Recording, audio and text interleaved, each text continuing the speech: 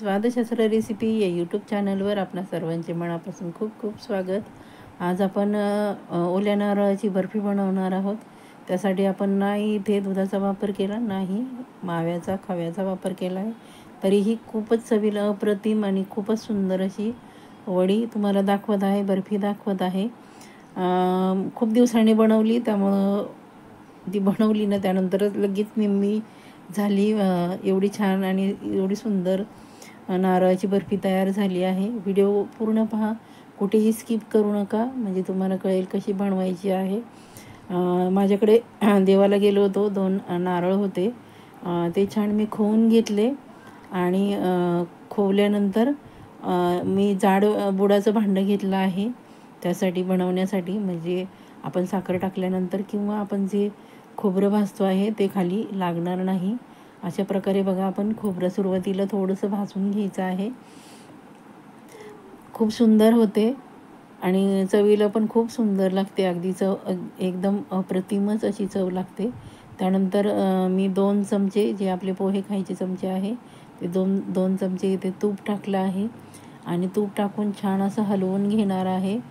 जास्त इथे आपल्याला साहित्याचा पण वापर करायचा नाही, तरी पण एकदम अप्रतिम अशी आपली खोबऱ्याची बर्फी वडी म्हणू शकता तुम्ही, तयार होत आहे. मैत्रिणींनो, करून बघा आणि केल्यानंतर कशी झाली मला अभिप्राय द्यायला अजिबात विसरायचं नाही. चॅनलवर आपण नवीन असाल तर चॅनलला सबस्क्राईब करा, बेल आयकन प्रेस करा, जेणेकरून आपल्याला येणाऱ्या नवीन व्हिडिओचं नोटिफिकेशन लगेचच मिळेल. हे बघा, अशा प्रकारे आपण मध्यम गॅसवर हे सर्व भाजत आहोत. 2 वाट्या भरला होता जो खोबऱ्याचा किस आहे तो, आणि त्याच वाटीने मी 1 वाटी साखर घेतली आहे.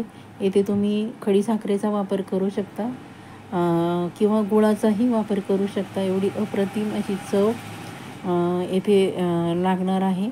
हे बघा, साखर विरघळेपर्यंत आपण छान असं परतून घ्यायचं आहे.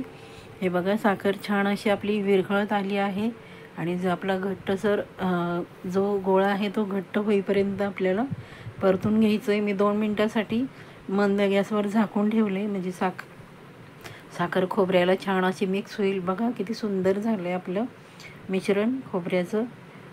अगदी साखर एकजीव झाली आहे. मी येथे वेलचीचा सुद्धा वापर केला नाही. एवढी सुंदर आणि चवीला खूपच मस्त आपली खोबऱ्याची बर्फी वडी तयार होत आहे. मैत्रिणींनो,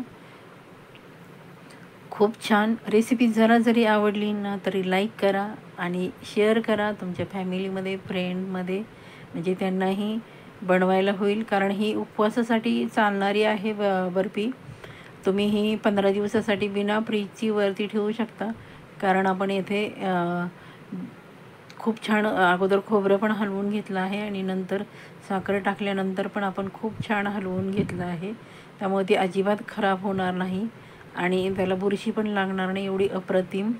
त्यानंतर मी सेट केली होती आणि ती कट केल्याने तुम्हाला दाखवली नाही, कारण ती अर्धीच राहिली होती. हे बघा, अशा प्रकारे मी त्याचे पीसेस म्हणजे तुकडे करून घेतले आहेत. तुमच्या आवडीप्रमाणे तुम्ही करून घेऊ शकता. एवढी सुंदर अशी खोबऱ्याची वडी बर्फी तयार आहे. खूपच छान आणि मऊ अशी झाली आहे मैत्रिणींनो, आणि अगदी सहज अगदी ओठाने तुटण्यासारखी एवढी सॉफ्ट झाली आहे. आणि चव तर एकदम अप्रतिम म्हणाल तर. खरंच करून बघा आणि केल्यानंतर मला सांगा कशी झाली आहे ती. केल्यानंतर तुम्ही रिप्लाय देऊ शकता. हे बघा, मी तुम्हाला एक तोडून दाखवते. बघा किती सॉफ्ट झाली आहे.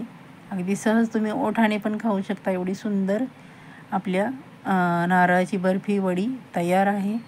माझा व्हिडिओ आपण शेवटपर्यंत पाहता त्याबद्दल आपणा सर्वांचे मनापासून खूप खूप धन्यवाद. स्वस्त राहा, मस्त राहा, आपली काळजी घ्या आणि आपल्या कुटुंबाची काळजी घ्या. Bye bye.